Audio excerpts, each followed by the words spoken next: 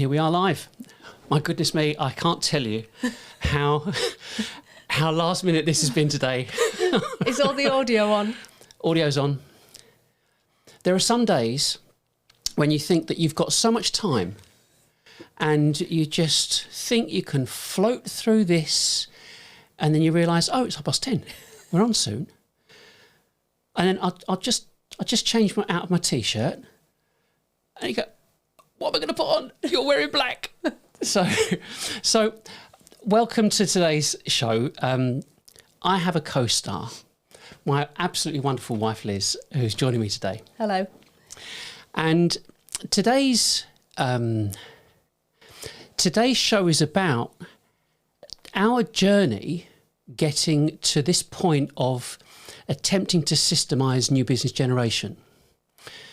So you think, okay, well, that's one part of it. The other part of it is this setup. And every week when I do a show, it's not for the sake of the show, oh, listen to me. I'm attempting to communicate, I hope I'm communicating, that what we're doing is saying, you can do this. Your company can do this. Or rather, you should be doing this. But it's not because, well, I can do it, you should do it. It's got nothing to do with that at all. It's got everything to do with the type of media that we as business owners want to consume when it suits us, not when it's attempted to be rammed down our throats or cold called. So the business community is desperate, I say, for a quantum change in the way that we attempt to generate new business. Fine. So going back, and the point of doing it in this format is that we've been together for 20 years. We met through work, and our journey starts just after in 2003. It was 2003, wasn't it? Yes, it was. And prior to that, that I was up to doing different things and trying to work out how to generate business like everybody else. I've been doing this nearly 40 years. And throughout that time, we are told as starters in selling technology, you've got to do it this way. So you listen to your bosses or your peers or whoever, and they tell you what you should or shouldn't be doing, and you do as you're told. And it gets to a point where it gradually dawns on you this seems like too much hard work. Not that anybody's certainly we're not shying away from hard work, but this doesn't seem right. And so, when I think back to, I'm not going to say the date, but a long time ago, cold calling. You think, people look at these types of shows and think, oh, you're just another marketer. I hope not. I hope not to be associated with marketers, to be perfectly honest. Having door knocked, cold called in the rain, sleet and snow for days on end, looking to generate new business, and then telephone cold calling as well, using the yellow pages. And if you haven't done that, you don't know what you are doing in marketing, because marketing is,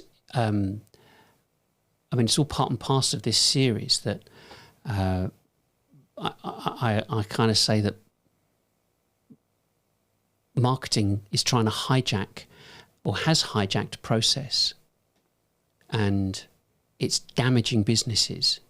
And so rather than go down that route, the whole thing about this, you Liz, you tell them where you started in sales and what have you, and then we'll kind of... Okay, so basically my first foray into sales was as an estate agent, I think. When I first moved down to London in the at the beginning of 1990 it was, but actually I think it started before then. I think I decided I fancied myself as being in sales a little bit earlier than that. And I moved down to London and worked as an estate agent for a while, and then moved into recruitment sales.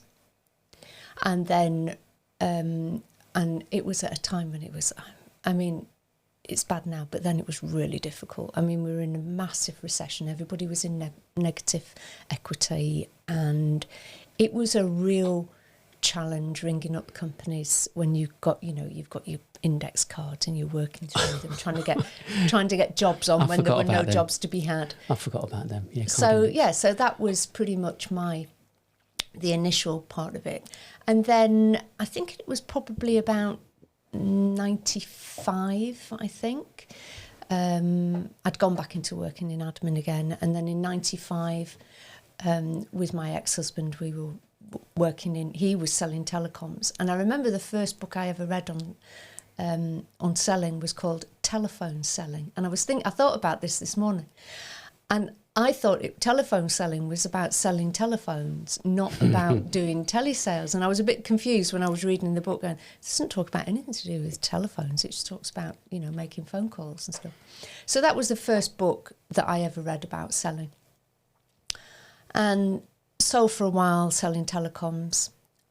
My biggest deal, I think, was probably we sold a phone system to the Royal Centre in Nottingham. Yeah.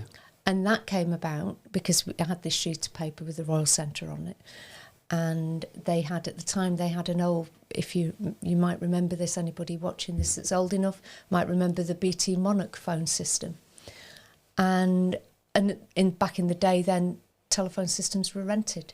So you rented them from BT. Yeah. And you rented your cables from BT. And I had this conversation with one of the directors of the Royal Centre. And he said, yeah, we still rent our phone system. And when we worked it all out, they were going to pay less to take out the Monarch, which was a 20-year-old system, then put in a new phone system. So that was my biggest deal. That was my biggest success, I think.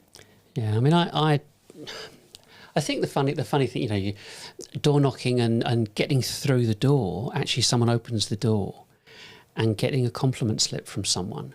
Passing it through a gap in the door.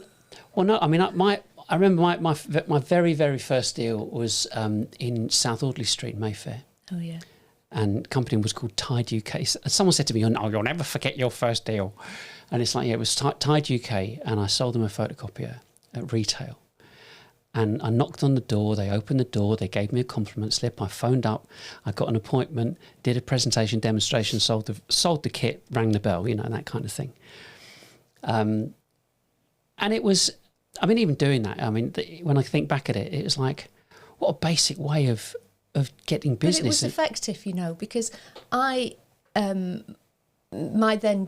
journey in sales then kind of continued, and we did buy we didn't buy a database.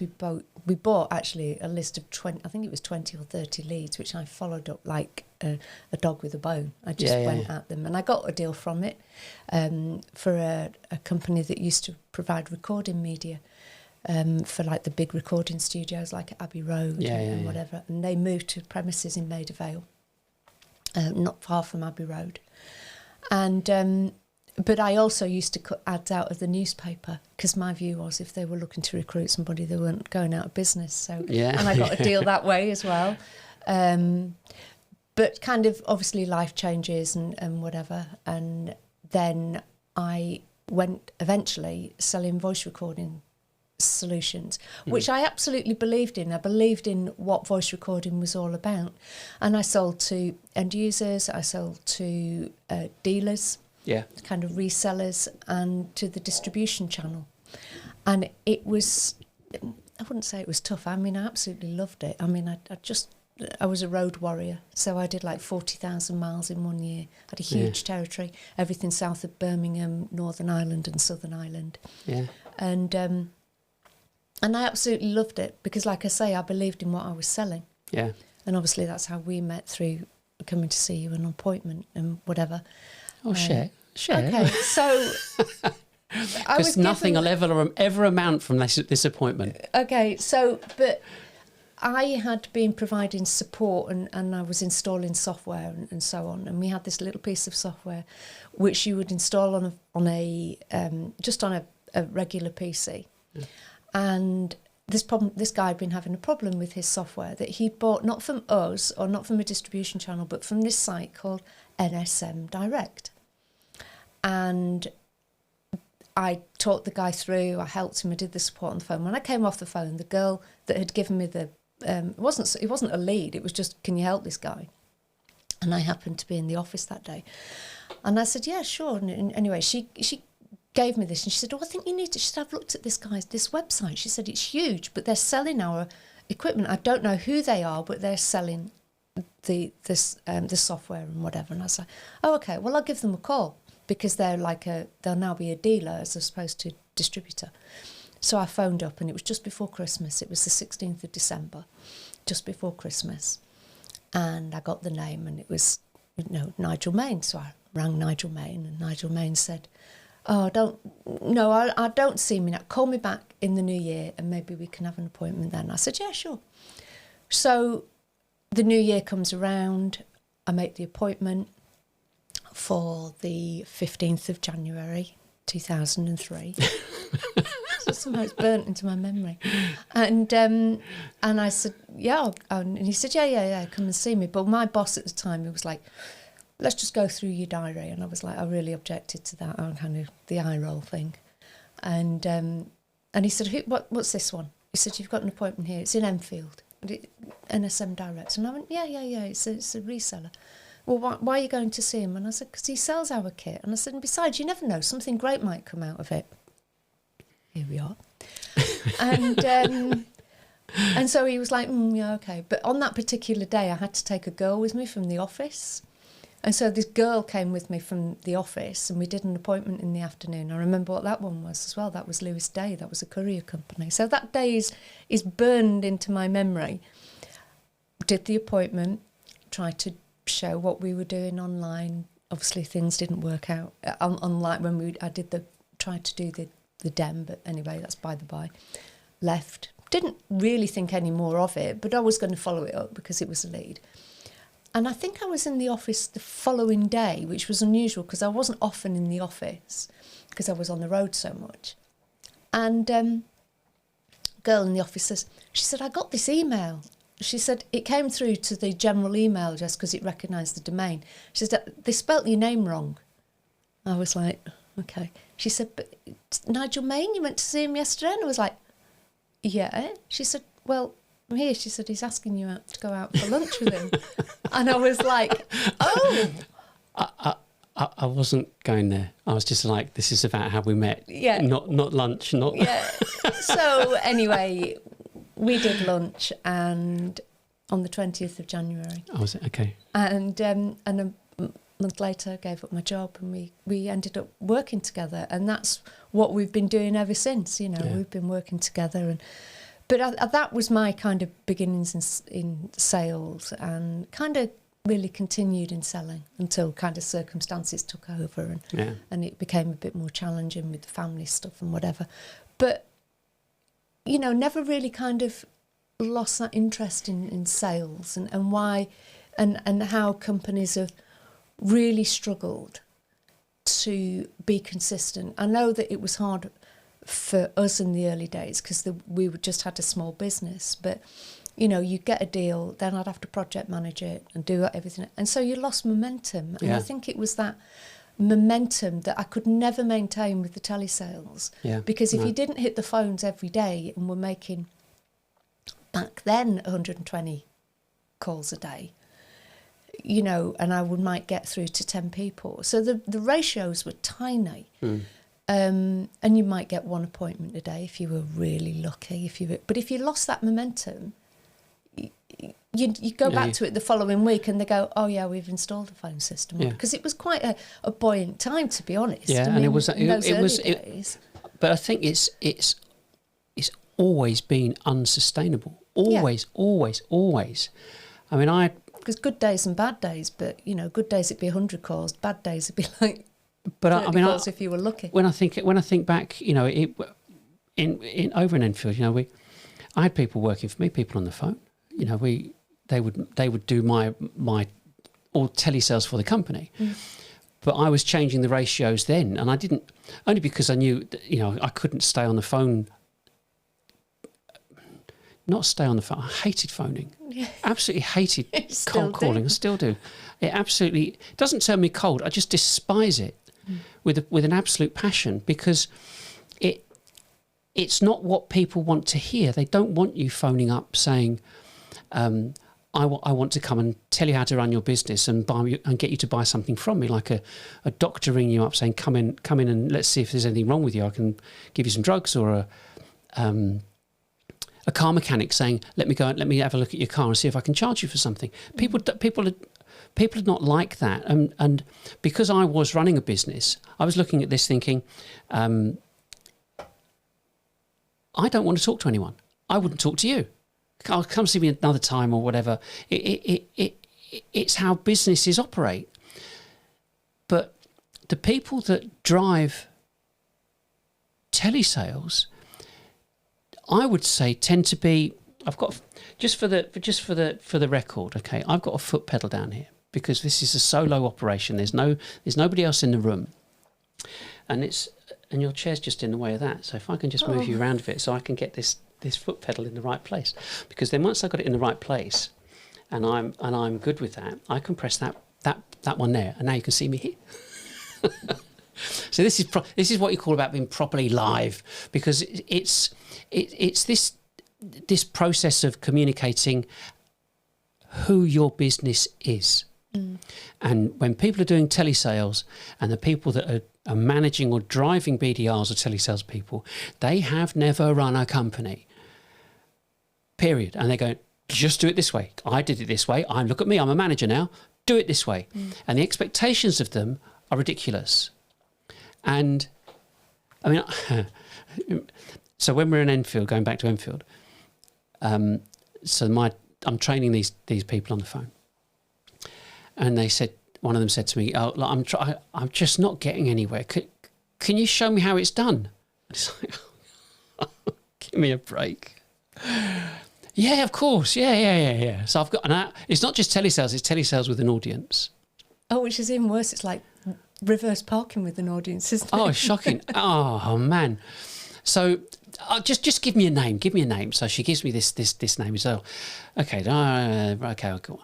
Hi, my name's Nigel Main. I'm calling from a local telecoms company. I'd like to speak to Ron Sutcliffe, please, and so on. I go, yes, of course. Put me through. Oh, hi, Ron. I'm Nigel Main, a local company. We're doing this, that, and the other. I'd like to come and have a chat with you, see if we can help. We do it. Yes, of course. Yeah, great. Yeah, no problem. Next week. Put the phone down. They're all like, I never knew it was that easy. And inside I'm going, I can't believe that just happened. I said, well, you know, it's some years of experience. And I'm going, my goodness gracious me, this is spectacular. However, it wasn't that the bubble got burst, not by a long shot. So I've gone to the meeting, and I've gone up to reception. I said, hi, my name's Nigel Main. I've come to see Ron. And there was this long pause of this receptionist looking at me. And she went, yes, of course. I'm thinking, okay. So I sat and waited, and then the guy, it wasn't office manager or anything. He's like a technical guy anyway. He came and said, Nigel Main. Yeah, hi, nice to meet you. Come in. So I went to his office, and he had a big stack of brochures and so on his desk. And he said, that's an interesting name. I said, really? He goes, yeah. Our managing director's called Nigel Rain. I think, maybe that's why I got the appointment. And we put systems in all their offices. They got. It was like you had me at hello. She's Nigel. She thought you said Nigel Rain instead of Nigel Main. So that was funny. But the whole point of it was that there was no other way of doing the new business generation. You either sent stuff out or you cold called. Yeah. And that was it. There was no other alternative. Email, there's an age thing here. Email wasn't a thing. It was starting to become a thing. I have to say that caveat in there. Starting to become a thing. Yeah. But people, was it 90 mid late 90s? But because the thing is that as entrepreneurs, you're looking at trying to look at different ways of doing things, and there's always that kind of burning desire to be able to find something, not just sell the kit, but to find a way of finding new business. We're all superstars in front of the customer. We know the kit, we know how it works, we know how it's going to impact them, we know everything you need to know about it. Mm. But just put me in front of a customer. Yeah. Well, I mean, I remember when I don't know what year it was perhaps about 2006, 2007. And we'd kind of focused a bit on voice recording because that was where my expertise was. And the market wasn't flooded like it was with actually regular telecoms equipment like phone systems and whatever. And we got that brochure printed, if you remember. Oh. So we went to some quite considerable expense printing a really good brochure. Matte laminate pages. Yeah, it was great. And we got a temp in to help us envelope it all up. And I think we sent out, I don't know, was it? Two or 3,000. 2,000 or 3,000 of these brochures, which in theory sounded great. But in practice, we had no means of following it up. Yeah. There was no way of speaking to even a fraction of that audience, and not really knowing either whether, I think we probably focused on things like insurance companies and companies that we knew were probably going to look at voice recording at some point. Yeah. But in reality, the fact that we sent out 1,000, however many it was, I can't remember exactly, but it was a lot, and it was too many to follow up. But then not following up again with another letter and another letter and another, because the point is that, like I go back to the Royal Centre. I mean, I had spoken to that guy over the course of maybe 2 years. I'd spoken to him every 3 months, and I just happened to ask the right question at the right time, and it never occurred to me before. And whether would have made a decision sooner or not, I don't know, but that's not the point. But the point was I kept in touch with him. And sometimes I reached him, sometimes he was on holiday or whatever. Yeah. But I had to go through that process of just keeping in touch. And I had no other means of actually communicating with him. It was only by the phone. Yeah. And occasionally, I think I probably wrote to him or whatever, or sent him a brochure just to keep front and centre. But everybody else was doing the same. And there was no differentiation between me and anybody else that was phoning me. And everybody knew they had a Monarch, so everybody knew at some point they'd want to change it out. Because whenever you phone them, like you could hear the noise, couldn't you, when they tapped it? They're going to be upgrading at some point. But at that same time, like late 90s or whatever, there was a guy called... It was about 97, I think. Well, this book came out in 97, and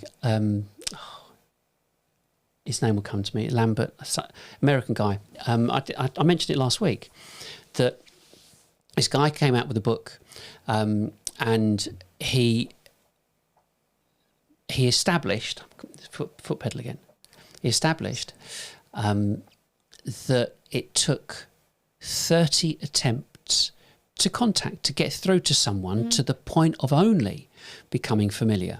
Yeah. So that was 30 attempts. So we're doing this in 2005, 6, whatever, sending out 2,000. But the previous number of years working in sales, mail shots were being done for places that I knew, places that I'd worked in, and so on. Mail shots were being done, and they were never ever being done consistently. No. So he said it takes 30 touches, 30 messages to become familiar, but that was based upon 10 messages getting through. So 1 in 3. So that's 25 years ago. Now we've got Facebook, LinkedIn, Twitter, Instagram, whatever. And then you've got the amount of noise that's across all of those. And you've got the competition that you've got with all of the luxury brands as well. So you've got great content, lots of information going out. Now it's 20 to 30 touches are required to become familiar, and 1 in 5 to 1 in 10 get through, which means you need something like 200 to 300 messages going out and being distributed across all of those platforms on a regular basis. And if you said to someone, okay, you've got to produce 100, 200, 300 adverts, they go, you are out of your mind. Yeah. And what we've seen even now, you know, is the fact that it works. I mean, the whole thing works, but it's this systemization of doing this, because the thought of doing loads of adverts surely means a staggering amount of cost, doesn't it? Well, no, it doesn't, and that's the whole point of what, you know, why we'd be doing all of this and setting all of this up and communicating this, is because things have changed, and they've changed so much so that I have a kind of a bit of a problem with marketing, or rather marketers, because this technology's been around for some years. YouTube's been around for 10, 15, 10, 12 years, whatever it is. So we've had all this technology. We've had live around for ages. But why aren't businesses adopting it? It's because marketers don't want to adopt it. It's not for any other reason. I mean, it's so bloody basic. Marketers don't want to do it. Oh, it's too expensive for us. Or I heard from a response from a company that said, oh yeah, oh, very nice, yeah, but we're way too small for that. They're a 450, 500 person company. We're too small. And it's like, no, you're too small-minded. You are, or rather, you're out of your mind, because, you know, if here we are doing this. We've got one camera. We've got a camera there on me, camera there on Liz, a couple of microphones, and some kit that broadcasts it, and so on. This is, in the overall scheme of things, this is not expensive kit. There's some really expensive kit around, but you know, most people know that you can get a camera that's got an HDMI plug in it, and you can plug your camera straight into your computer with an adapter, but you can plug your camera straight into a computer. And the technology is so accessible and so low cost. Why isn't everyone using it? It wasn't none of our prospects will ever watch you or watch this. That wasn't the response. Or that's old hat, or that's a load of rubbish, or that would never work. No, we're too small. So if you've got CMOs of 500 person companies saying we're too small, clearly they're in the wrong job. And that's what these streams, this is what this is all about, is to say, stop listening to them. Stop listening to marketers, because they're getting it wrong. They are destroying your business. And it's a brutal message, but it's true. And that's why businesses, you know, I said this, I don't know, so many times, that businesses that have got this technology, or rather who are selling technology, businesses selling technology, have been doing the same thing over and over again for years, for 20 years, doing the same marketing for the past 20 years. I think it's even got more difficult because obviously in the last 3 years we had COVID and everything shut down, and it was really difficult to communicate with people because they were no longer working in their offices, they were working from home, which made it much more difficult to reach people. And I think that because of that, even still now, you know, there are still lots of companies that only have, you know, maybe 60% of their employees in the office at any one time, if they've still got offices, because some companies have like shed their offices because they're an unnecessary expense, depending what their model is, you know, whether they've got international coverage or not. And I think this is what the great thing about doing this is because it doesn't matter where you are in the world, you can communicate to your audience wherever they are in the world.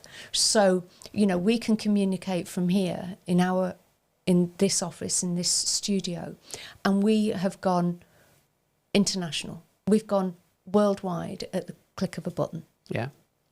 Whether everybody can understand what we're saying, you know, whether we're all speaking English or not, well, that's, you know, so, you know, we know that you're probably going to have to do this if you take it up in your business. You're probably going to have to do it in the languages that are, like, whether it's Spanish or German or whatever.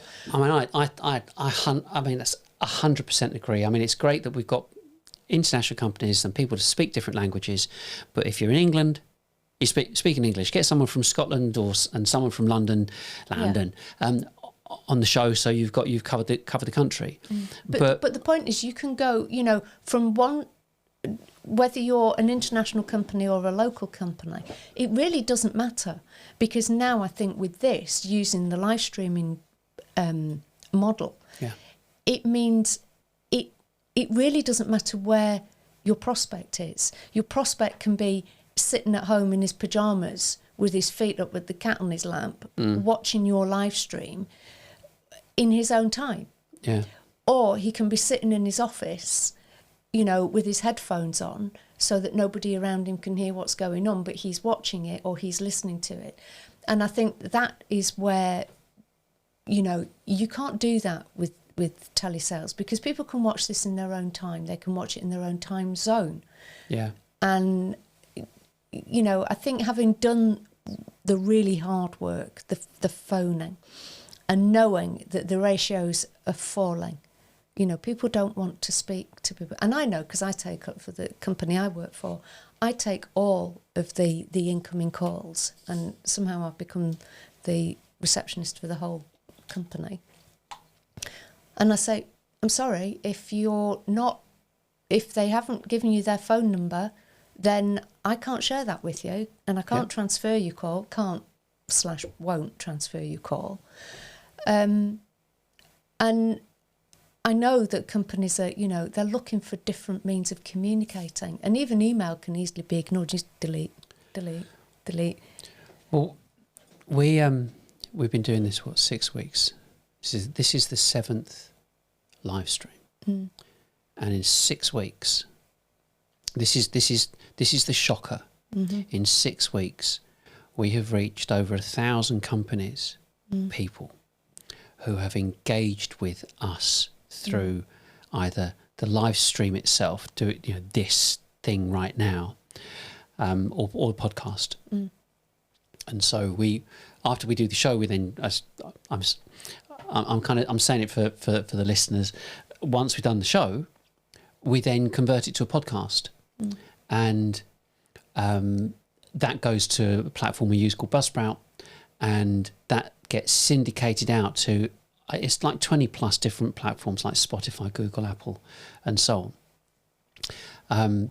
And that to think about that level of engagement, I know, you know, most telesales people get blanked. It's a 300 to 1 shot of speaking to, of getting through to someone and finding someone who's interested. And I was talking to a guy that did this, and he said that he would be really rapt, stoked, if he spoke to them for more than a minute. It's like, has it really got that bad? And you think the live streaming is, is an hour or a bit longer. I could speak for England, but that's not the point. The thing is that you've either got something to say or you haven't. But the point is that this is what people do. I mean, there are more searches done on YouTube than are done on Google itself, because people are looking for content they can engage with and look at. And you mentioned about lockdown, you know, people being locked up in their homes. What's their outlet? Well, it's the screen. That's what they're seeing the outside world on. And so that's kind of hit home even more. And I think that that the point of these live streams, like I said right at the beginning, it's not look at our product. It's got nothing really to do with the product, but it kind of has. But it's to say, but you should be doing this with your staff, with people that are in your team, and 2 or 3 or 4 or 5 or 6, it doesn't matter how many, get everybody talking together. Because people on the outside want to see this, they want to hear this, they want to see what you're like, how you react in your own social environment, because that's how people take on board who and what you are. Yeah. But if you're not doing it, how on earth are they going to get to know, like, and trust you? Yeah, and I think it also depends on how creative you are. Because, if you just think of this as being, well, this is no more than a webinar. But actually, when you take it, the quality, first of all, is nothing like a webinar. I'll move my microphone out of your screen, shall I? Okay, that's fine. I don't mind. But the quality, the production quality is infinitely better. But the thing is, this is having a conversation. You don't have a conversation on the webinar. It's more like a death by PowerPoint. Yeah. I saw a Gartner one this morning. Yeah, so that's one thing. But also it means that you can stream to those people that maybe don't want to sign up for a webinar because they're not ready in their journey to sign up for a webinar. They don't want to be harassed. In fact, I spoke to somebody just the other day who wouldn't even give me his name and telephone number so I could give him some information. He's like, no, because we don't want to be called. So even if they phoned me to ask me for pricing, but wouldn't give me his name and telephone number so I could phone him back to give him the pricing he was looking for. Yeah. And so I do think that's a bit extreme, but nevertheless. But I'll just clarify something for listeners and viewers. I do this as my day job. Set this up, build the website, write for the website, kind of direct and produce everything. So everything that you see on the website, I've done every single page, every single piece of everything. So that's my day job. Liz doesn't have the same day job. Liz works for a software company, an international software company. This is my office and studio, and Liz has her office and studio next door.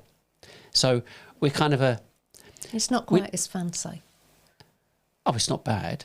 I know, but I don't have the sound panels and the... We haven't... Well, no, not yet. And it's like echo. You walk in my office. Only at the moment. We're just trying to get your studio set up to be the envy of the whole company. But that's how it works. But the thing is that people don't want to talk to you. No. And there's a reason. Every business owner wants to remain anonymous. And it's not just the business owner that wants to remain anonymous. The employees are told, do not tell anybody. Yeah. We don't want to be cold called. It's like the telex, jungle drums, whatever you want to call it. As soon as you say you're looking for something, everybody seems to know about it. How is that? Why is that? Where's my phone? I don't know. Turn your phone off then, because someone somewhere is listening. But the problem is that people want to self-educate. They want to self-serve and remain anonymous whilst they establish and work out an ROI. The thing is that we as business owners are not daft. Yeah, that was the wrong pedal. That was the one I wanted. We're not daft. We're running companies. We're doing things. We're technologically astute.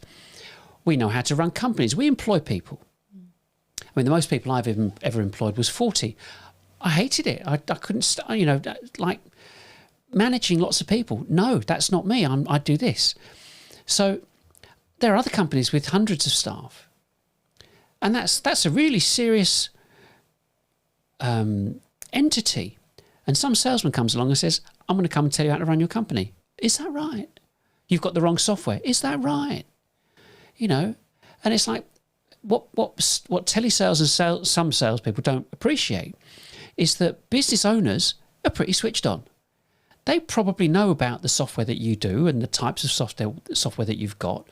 They're connected and hooked into their solicitors, accountants, and their own small network of people that are senior level and so on. They know what's going on. Yeah. So if they need something, do you not think they're bright enough, that we are bright enough to work out, I'm going to have a look? But telesales people don't think that. Not just telesales, marketing people don't think that. They think everyone's stupid. And that if it wasn't for marketing, where would everybody be? I think far more profitable without marketing. And I mean, I've said it multiple times that, the average tenure of a CMO is 18 months, 9 to 18 months. Why is that? Because they keep getting it wrong. And it's not moving. People are still, and in my opinion, still getting away with it. And because of that, I think that the whole thing about the way that businesses want to engage with a company, with an external company, yes, it's cautious. It's always cautious. I'm not going to tell you my inside leg measurements just because you're asking. We're not interested. Go away. And that's why that, if you take time to look at the website, the website itself is very large. There's about 750,000 words on it, give or take. But the point is that you can self-serve on it, on everything, and decide what you want to do, if you want to do it. And if you want to do it by yourself, or do it, or get us to do it. Getting us to do it is quicker. But the point is that if the likes of Gartner are saying businesses want to self-serve and self-educate, they don't want to be cold called. The whole marketing automation stuff is a waste of time, effort, money, and space, and so on. It does not work because people, they don't want to be cold called and they don't want to be emailed, as in spam emailed, and they don't want to fill out a form. Because the whole thing about being anonymous, you chuck a form in front of someone, it says, this is who I am, this is my inside leg measurement, and you're going to call me. I know you're going to call me and I don't want you to. And I think it was in 2014, so nearly 10 years ago, that research was done that said 97% of businesses hated filling out forms because of the knock-on effect. Demand-based now say it's 100%. And so the guy bringing you up saying, I'm not telling you who I am, is a good case in point. But that kind of sends me, that says, well, maybe there wasn't the information or accurate navigation on the website for them to find what they needed to. And so that's why the whole self-serve thing is so critical. And it kind of lends itself, or kind of moves back into this whole... Self-serve and self-education are kind of side by side, because not all products can be sold off a website. No. And they require a degree of technical input. There's quite a number of products that are like that. But so in that case, you've got to think self-education is the key. And if you have a product that is like that, if you have a product that requires technical input because it needs integration with other platforms, other software, whatever, and then self-education is the thing. And you've got to be able to provide enough information for your prospect, that potential buyer, to be able to determine, yes, they know what they're talking about. Yes, I think this could be a viable solution. I know enough about them, because at that level, the price is more academic. It's more about what the product can do for them and how it can help them, and whether it suits their needs. So I think that's where the self-education thing comes in. And yes, people do want to self-serve. If they can buy your product, they want to self-educate and self-serve. So they want to have the ability to do that on your website, generally speaking. And I think certainly for this, doing the live stream, it allows people to dip in. It allows people to listen and effectively kind of build that relationship. I mean, we watch a ton of YouTube videos. Yeah. And a lot of what we watch, and we watched one this morning, a lot of what we watch are creators. you know, creative people, you know, doing this or producing videos or whatever. And when you watch a few of those videos or you watch the live streams, you feel like you know them, right? You feel like you've got to know them over a period of time because they become familiar to you. You go, oh yeah, I remember that guy. Or he went to Iceland, or, you know, he did a shoot over and, you know, he's a documentary. You know, we watched one guy, he's Canadian. A lot of them seem to be Canadian. Yeah. But he's Canadian and, you know, we watch him and you go, oh yeah, I remember he did that documentary. And they talk to you like they know you, and yet they've got like hundreds of thousands of followers, millions of followers. Millions. There's one of them that's got like 5.5 million followers. Yeah, Peter McKinnon. Yeah. You know, and really good luck to him, but you feel like you know him. Yeah. Because, you know, he's putting out content. And then there's another guy that we watch who's a Lumix ambassador who does live streams. Yeah. And they'll stream for hours and they'll have big conversations with it. The live streaming community in the US, and maybe even takes in a bit of Canada, you know, you get to know them. Yeah. And they don't know who we are. No.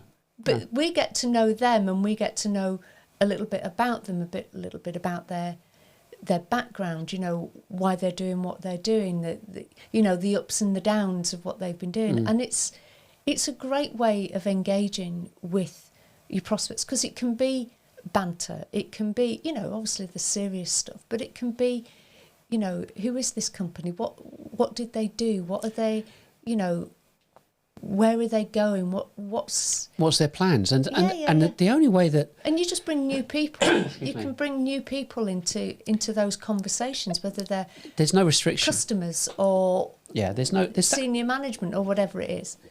And I think that you know, yes, of course, it's technology driven, and you start to realise how tiny the cost is to do something. So we're having a conversation here.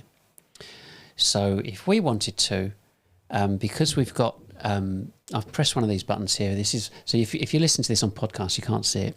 We'll describe it to you. So here we go. So we've got the story, we've got the 2-shot, we've got a shot for Liz and a shot for me. Those can be split up. Which camera to look at now? I'll look at this one. These screens can be set up so that they can be different countries. So you can have someone from Germany, someone from North America, someone from Singapore, all on the show at the same time. Just because you've got Zoom and you've got a couple of little £250 boxes that plug into this and enable you to do it.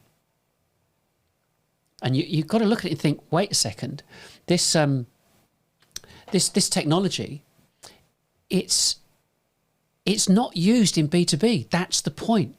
Oh. Yeah. And, you know, the creator community are using it.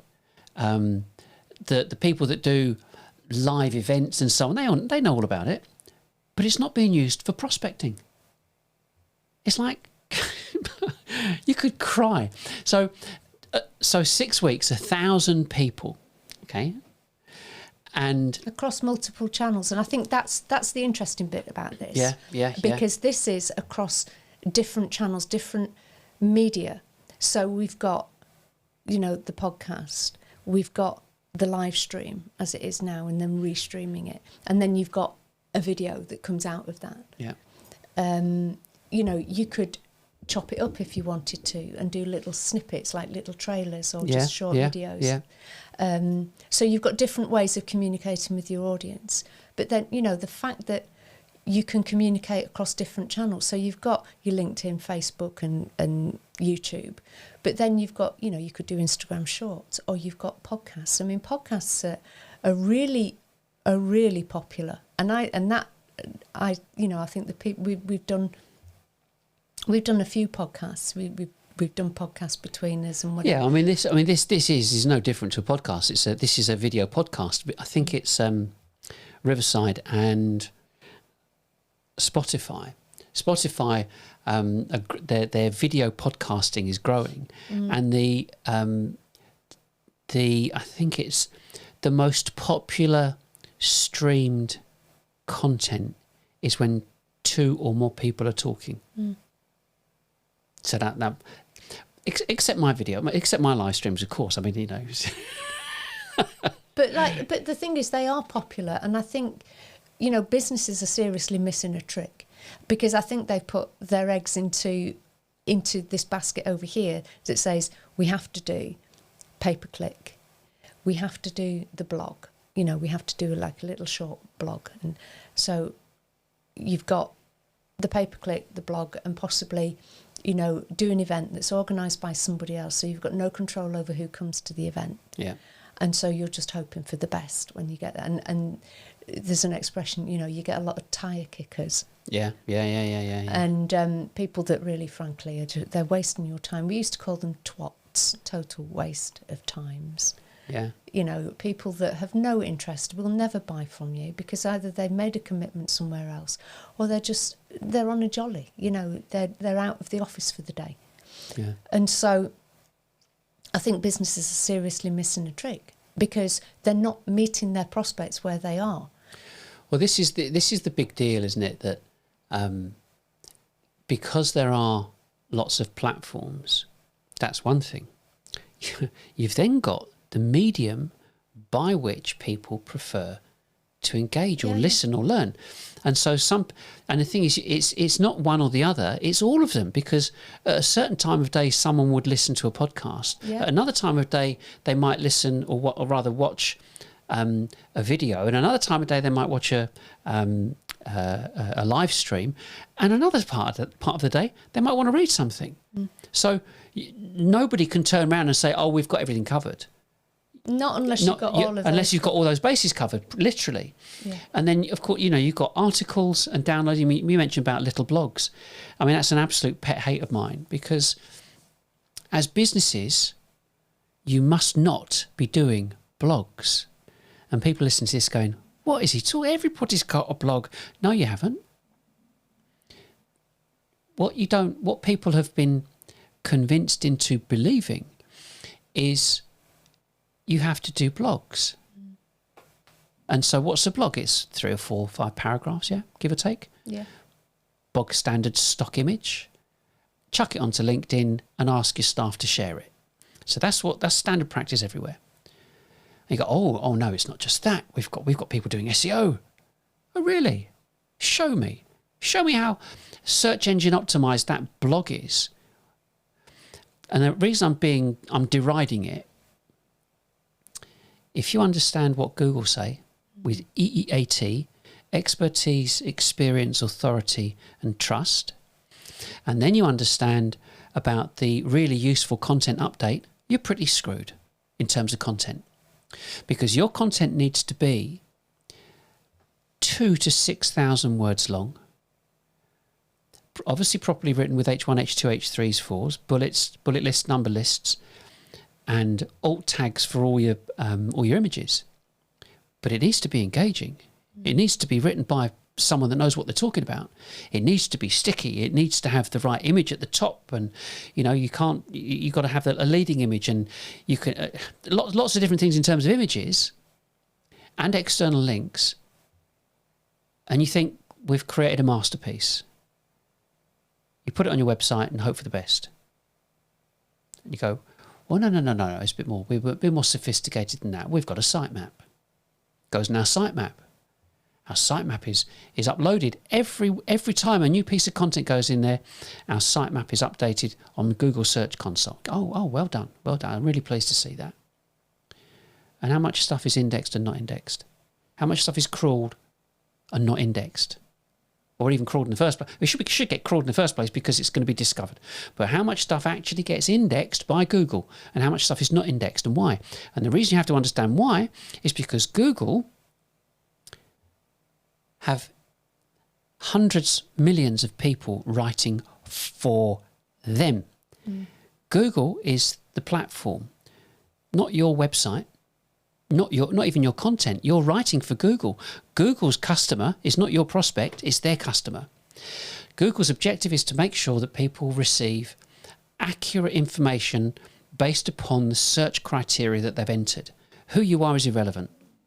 So if you produce a piece of content that is really good and readable and follows their different algorithms, yada, yada, yada, and ticks all those previous boxes, you'll get indexed. But you also have to remember that you can't put it behind a form because Google Oh, can't forget find that. it. No, absolutely, 100%. You can't put it. And you think you've created a masterpiece, everyone agrees it. Now put that behind a form, put it on Marketo, Pardot, whoever, HubSpot, and hope for the best. You go, how much traffic are we getting? How much traffic do we get to the website in the first place of people actually looking? I looked at, there was one thing with business process management companies, but BPM is also beats per minute. So you've got people putting BPM, hoping for the best, come up with some company name, get clicks, and people get thousands of clicks, but no business. Why is that? Because it's BPM, maybe. And the problem is that if you've got this you have a website entity that's got loads of content on it. How much traffic do you get? How much time do people spend on the page? How much dwell time is there on your actual content? And well, that's what all of the media platforms the social media platforms are interested in. They're interested in dwell time, and it just goes. You only have to scroll through your Instagram. If you've got Instagram and you look at something for more, I mean, there must be some kind of algorithm. If you look at something for more than, say, 3 seconds, it thinks you're interested in that. So then it presents it again, because I'm thinking, why am I getting all these? Okay, I'm sure I don't follow anybody that's like that. Yeah, I don't follow this one.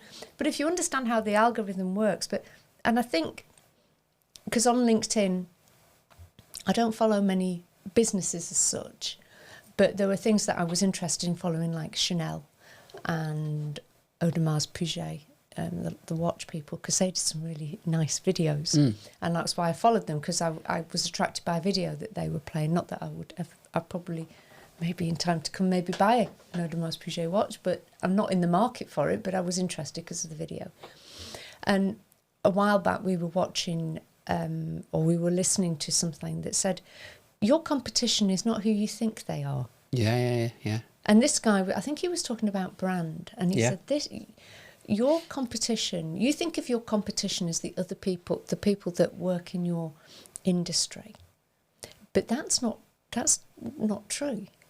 Because if you scroll through LinkedIn, for example, your competition, or Facebook is another good example, your competition is not the people that sell in your space, the same products that you sell or same software that you sell.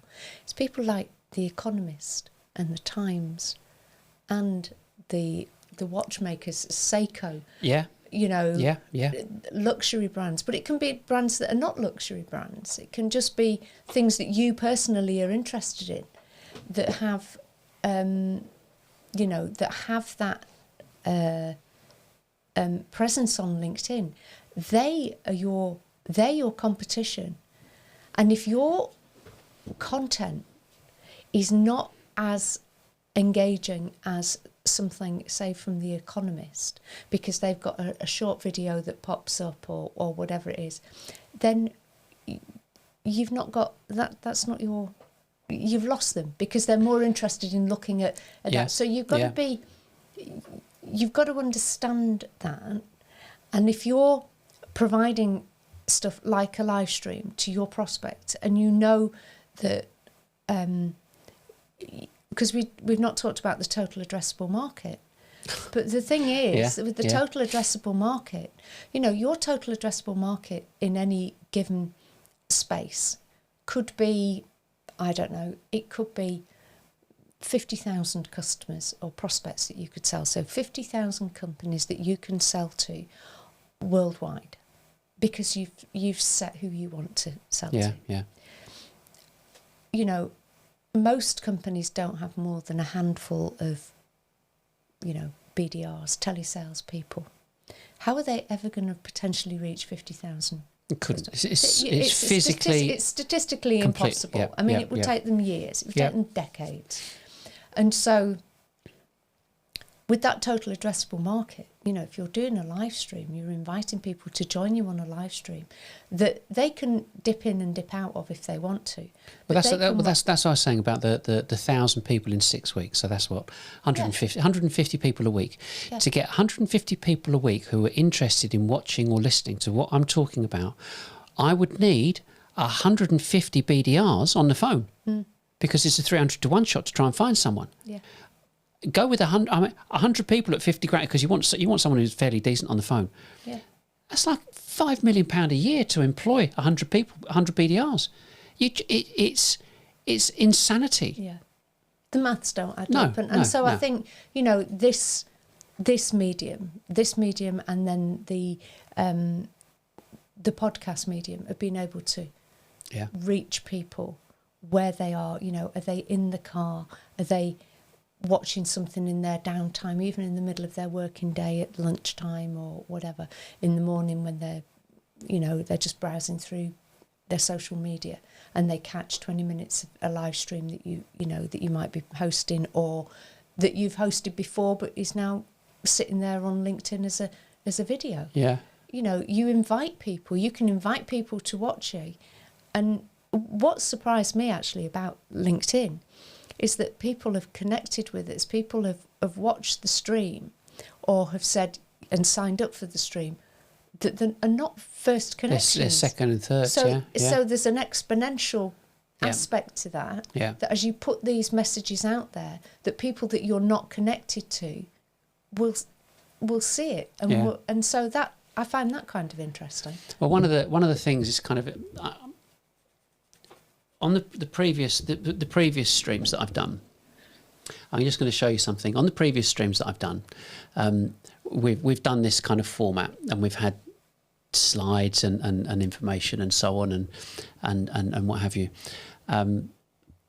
But to show a transition, and I think this is you'll see what I'm smiling at. So to show a transition from what businesses were doing to what they're doing now. There you go. There's a picture of me and Liz when we first met.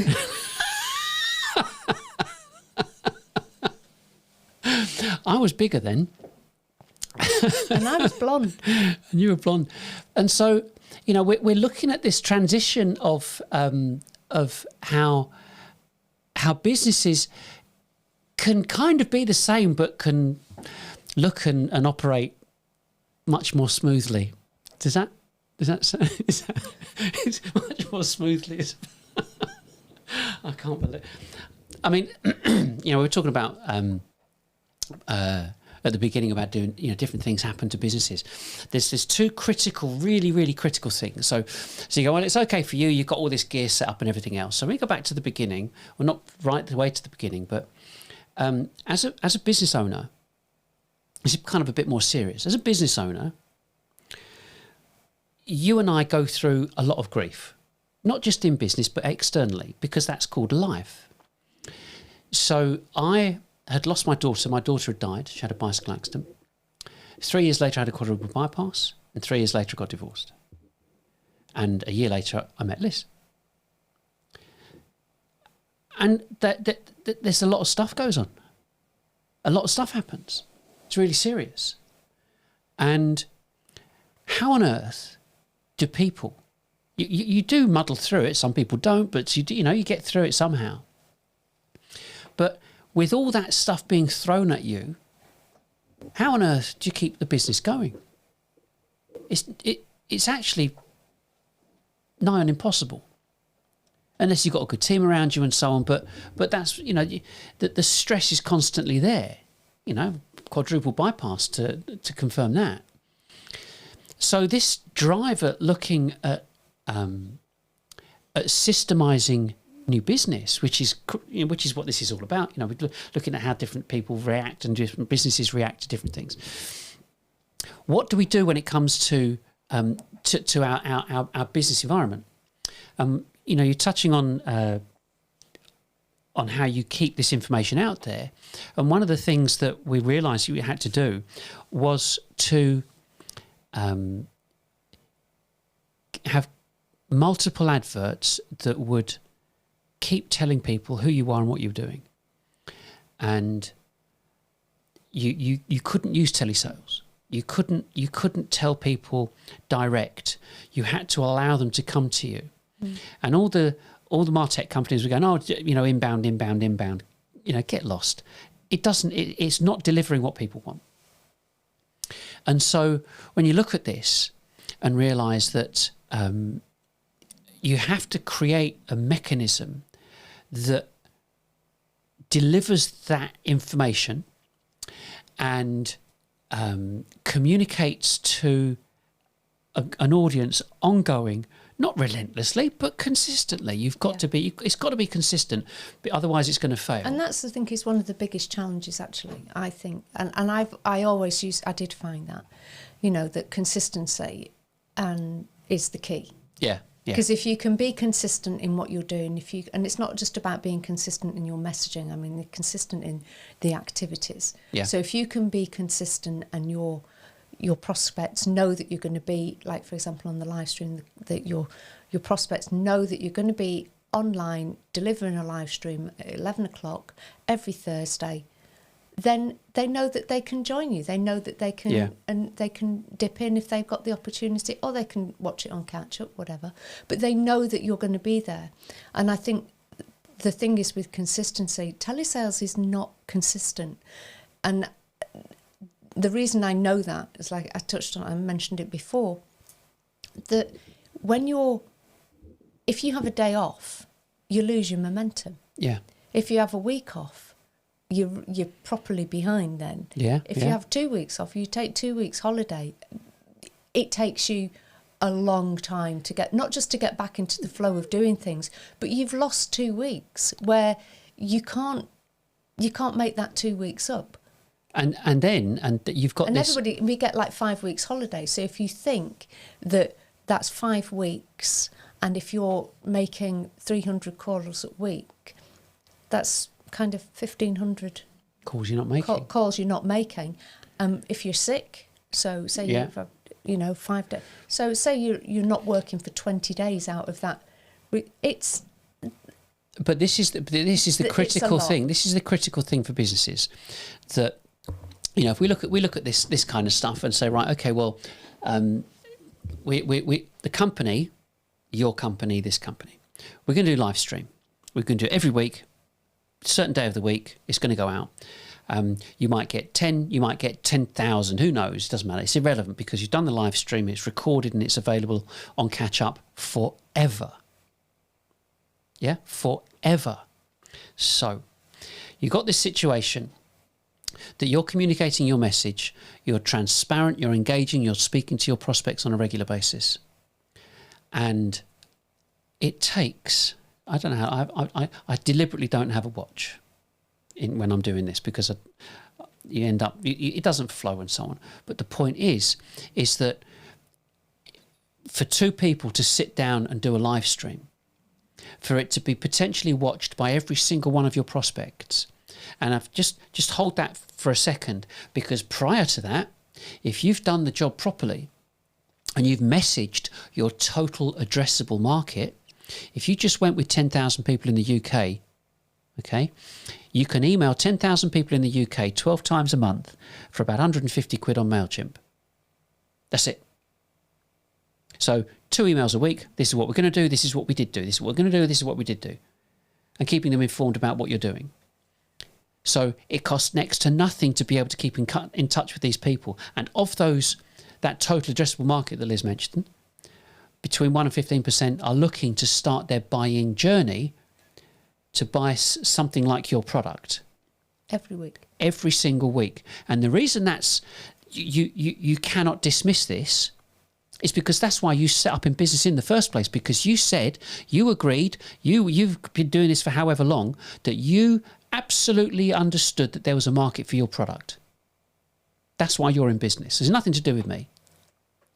So you have a total addressable market, you have 1 to 15% that are looking. Who cares? Because if it was 1%, that's 100 people a week looking to buy your product. You go with the list, yeah? 100 people a week. That would cost you 5 million if you're having 100, if you were going to employ 100 BDRs. That's really serious. And it's cost you 150 quid to tell 10,000 people come and watch this live show, and you've got 2 people sitting there. 2 of your salespeople. You're telling me you're too small? You can't do it? You haven't got the technology? You haven't got the wherewithal? That's an excuse. Where's my phone? Where's my mobile? So you can use one of these and go live. You've seen it multiple times. People going live on Facebook. Just need a little bit more kit to go live on LinkedIn. That's it. So that's why this is so important. This isn't just, well, isn't that flash? Isn't that nice? No, not at all. This is the most critical methodology and approach to generate, to actually start generating new business that B2Bs have ever had. Don't want to do it? Don't do it. And I think the thing is, you know, it's about recognising the opportunity that you have now. And the opportunity that you have now is that not many, you know, I'm not aware of anybody that's doing this to reach their total addressable market. No. So if you start this now, you know, if you start this now... Hang on, I'll just change the you know, if you start this now, you will be ahead of your competition by a mile. In fact, more than that. You know, if you start it now, even if you were to start streaming in, say, the next 3 months, you would be ahead of your competition. And your prospects would get to find out about what you are doing in your space, in whatever area you're selling in, whatever product or software or solution you're selling. They would get to know about you first. And even if they're looking at the competition, you just elevate yourself above your competition because you're delivering something to them in a time and in a medium that they want, that they really want. And you can't underestimate the power of that. You know, and we've talked about this, you know, you cannot underestimate the power of reaching that total addressable market every week, consistently. There's the critical bit, which is how long. Everybody's thinking, how long is it going to take? Oh, you know, come on, snap your fingers. We want deals now. No, that's the crap that you've been told by marketing every time. That's why you've said, come on, marketing, when are we going to get the deals in? Where are you going to deliver the ROI? And that's cost you an absolute fortune in loads of personnel. Goodness knows how much SaaS you've got. There's a quick stat here. There are 30,000 SaaS platforms around the world at the moment, give or take. Half of them are marketing. The average number of SaaS platforms that companies use are between 30 and 70, give or take. But half of them apparently are marketing. So you've got this massive annual recurring cost on software and software platforms. You've then got all of your staff and personnel, all of your expense on pay-per-click, and you're still not getting any inquiries on your website. So how long does this take? How long would it take you to buy into something? You're the gauge on this, not this. Because if they're saying it would take between 20 and 30 touches, well, you better get your finger out and get doing this and convert this to a podcast and get your adverts out there. I mean, we're a small consultancy. I've got 288 adverts going out every month across every platform. You tell me you're too small? The difference is, yeah, it took me a bit of time to get it set up. We've got AI, got Midjourney. You've got AI inside of Photoshop and a variety of different things. You can contract that stuff out. I mean, this is, you know, the long-term objective is at some stage you'll say, actually, Nigel, can you come in and have a chat with us about what we need to do? That's for later. But the critical thing is, you've been mugged. I'm saying that businesses, B2Bs, have been mugged about marketing, about digital marketing automation. It's destroying your business. And the reason being is because the strategies that people are using were designed for consumers, not for businesses. If you want to buy a pair of trainers, you see a pair of trainers, take out your card and pay for it. Job done. Do something for your company. You want to self-educate, self-serve, and you'll decide on the ROI if you want to buy it. Very, very different. And that's the critical point. And so you need to make yourself available to your audience at scale, and 2 people can do that. 3's better, 4 makes it easier. You know what I mean? Kind of the technical stuff and so on. But there is a mechanism, and it's systematic, because you don't need to blog. You need a certain specific number of pieces of content that represent you and your company. And you can produce 2, 10, 20, 200 adverts for one piece of content. We're only talking a graphic that says, do you want to learn this? Click on that. Not complicated. And each week you can come and meet all of us. You can meet the team, you can meet the technology team, you can meet the support team, you can meet customers, you can meet our partners, you can meet the directors, you could meet the team, the staff, anything. It doesn't matter. There are the numbers of different live type shows you can do are as long as your arm. I'm assuming you've watched television. How many programs are on television? There you go. So lots of different things that you can talk about. And that's the point, is that this is an opportunity for businesses. You know, you've seen the Rogers technology curve. Adoption curve. You know, B2Bs have been laggards for goodness knows how long. Now it's time to switch this up. And only certain people are going to do it. Good luck to you. But you can do it by yourself. We can do it with our help, and we'll make it happen quicker. That's all. That's the only thing we've got to offer is speed, because everything's out there, everything's accessible. You've got all the costs. It's a revenue expense, as you know. But the fact that it can only take it can only take a couple of people. It only need take a couple of people to speak to every single one of your prospects, no matter where they are in the world. I mean, if you're not enthusiastic or excited about this, sell something else. I mean, but that's it really. I mean, let me have a look. Did you want to say something? No. No, I'm going to put you on the spot. I didn't want to do that. But the thing is that we knew, I think, right back at the beginning, before we did the streaming bit, it's going to bring this back to our journey. Bring it back to our journey. So it was in September, and I was asked to go and speak up in Cambridge, and we were coming back from Cambridge, and we were saying, do you know what? I think what we need to do is cinematic quality video. That's what we needed to do, really high quality video. And so we did that. We went out, we bought all the gear and everything that we needed, learned how to use it. That was a steep learning curve in itself. And we're kind of cutting a story short, but long learning curve, got everything prepped up and ready, put everything out online, and then there was lockdown. Yeah. It's like, I can't believe that's just happened, like a lot of other people. And then sitting there, looking at 4 walls at the time, I'm thinking, okay, well, what next? And of course, we're into YouTube. We're watching everything on YouTube. New launches are coming out on YouTube, and they brought out one of these switch boxes for video that you could stream with, so you can have multiple cameras. And I kind of looked at it and thought, I think there's something in this. So we got the first small box, an A10 Mini it was called, and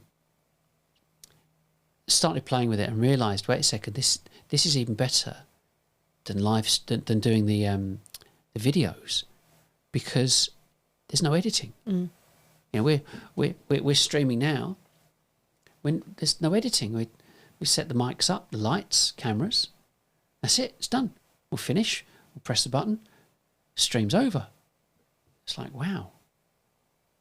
And so with a bit of work and planning and understanding how you could do things like that and have all these multiple boxes and use what they call super source and what have you, we kind of got to this point and thought, well, this is the driver or the catalyst that businesses actually need, because from a technical perspective, doing video and lighting for video and editing video and audio is a skill.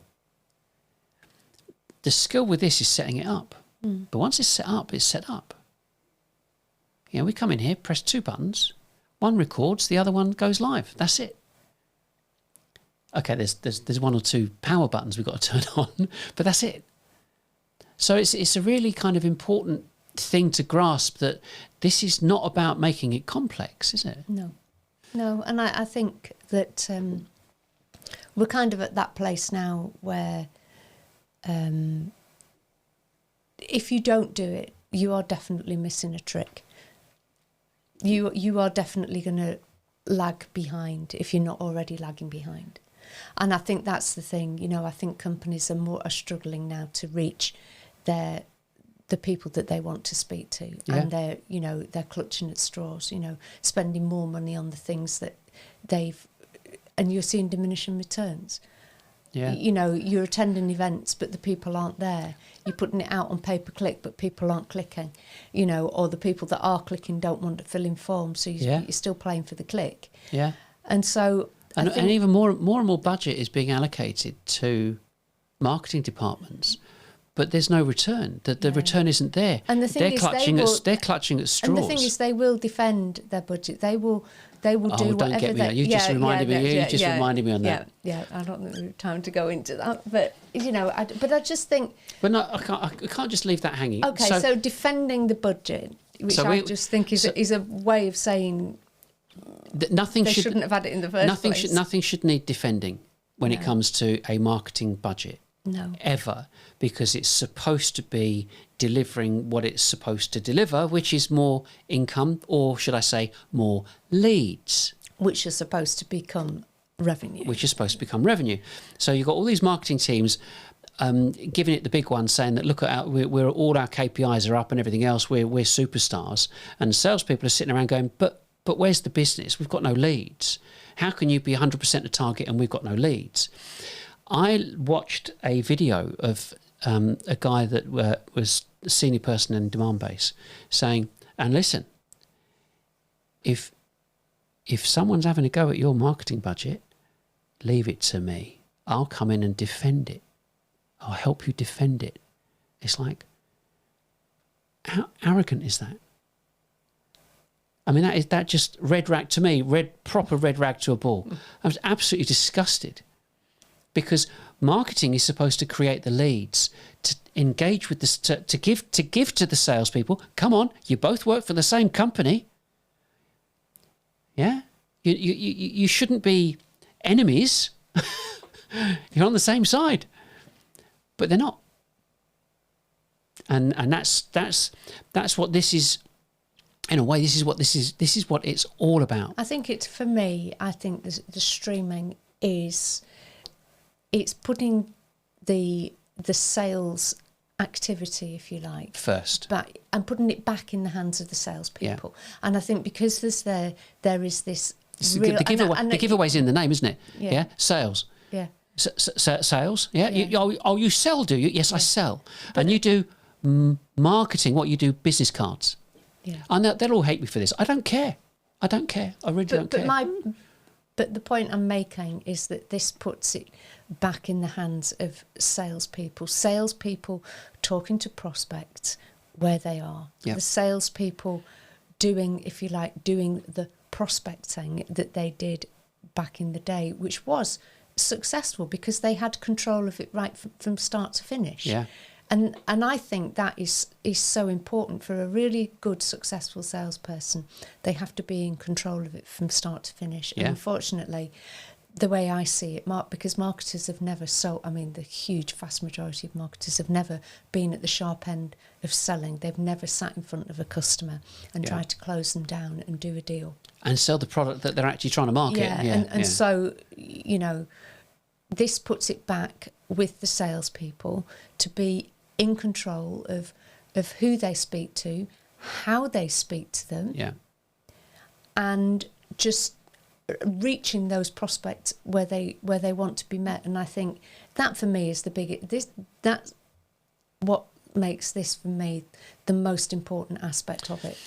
And I just think that's so important. Well, there's one thing about this kind of setup, because we don't do it, but with one more screen. So yeah, you could use an iPhone, but I wouldn't recommend it. But you've got another laptop hooked into your same account, and you can have a salesperson fielding questions. Yeah. You do it live. I mean, we're going to do that. I don't know which show it is, whether it's next week or the week after, but we're going to do just a live session. Got any questions? Let's do it live. Let's set it all up and let's see how effective it is for you. I mean, we might be sitting there twiddling our thumbs. I mean, that'd be really embarrassing, wouldn't it? Go, oh, there's no one here. But you'll never have to not be sure. Get your mum on there. Yeah. Get her friends. But the thing is that it's an exciting time because But what I was going to say, just back. The people that will answer the questions are to be the salespeople that have always been answering those questions in front of customers. So it opens it up to more and more salespeople. And if you've got a very popular type of product, you could have 3 or 4 salespeople on answering questions. And I think the thing is really with this, it has never been more accessible than it is now. Yeah, and that's it for me. It's, I don't know all the technical intricacies. I know how a camera works. I know how to set a camera up and so on. But it's never been more accessible. Yeah. And it's never been more affordable. Your company might be spending 50, 100 grand a year on pay-per-click and you get nothing from it. You could easily kit out 2 studios for that. Yeah. And have lots of money left over. and reach your market. So Yeah. I think really that's it for me. I mean, I just think it's just time to sort of start thinking about it and saying, can we use this? Can we, and how, not can we use, but how can we use it? Yeah. Because you can use it. Yeah. But it's how can we use it and how can we reach our market, the market that we're struggling to reach right now? How can we reach them? What content can we do? And it just gets all those creative juices flowing. Yeah. And I think that's really important, because if you're not excited by this, then you shouldn't be in sales, and you certainly shouldn't be in marketing. Yeah. If you can't see the creative but it's all about money. It's the ROI. I mean, it's the ROI is everything. Yeah. I mean, and it does. I know it comes down to money, but you've got to be able to think of those ideas. We talk about this a lot, and we have ideas left, right, and centre. Yeah. And I just think people, you out there, basically, you can't afford not to think about it. I think that's really important. Yeah. I think we've been talking for quite a long time. Yeah, I know. So it's midday. Gone past midday. It is past midday. Oh, 12:28. So that's why we do, because otherwise you get to a point and you think, oh, did I say everything I wanted to say? Did I mention that? And it's just, you want it to be relaxed and you want it to be transparent at the end of the day. I mean, that's it. I think we did cover everything. Yeah. We're back again next week, and I think next week, I'm pretty sure next week is for salespeople. It's about how you can set up your own smart studio, as in smart looking studio at home, because a lot of these processes and engagement is remote, but some remote stuff is pretty awful. With that blurry background that's moving around your head and so on. So it's about upping your game and maintaining eye contact when you're talking to people and so on, so they can get to know, like, and trust you, but on a professional level. Yeah. If you're not looking in somebody's eye, how are they going to? I've only got one eye here and one away, but you don't want people to be doing that thing where they're looking down and they're just they're 2 inches. They're facing from the camera, but they're here, or I love that one, the 2 inches from the screen. So I think it was really big head and big ears sticking out. But no, that's it from us. I hope you enjoyed today. We obviously enjoy talking to each other. Yeah. I'm glad you didn't touch my knee that time. What, when your foot was on the foot pedal? It's bye from me. And it's goodbye from me.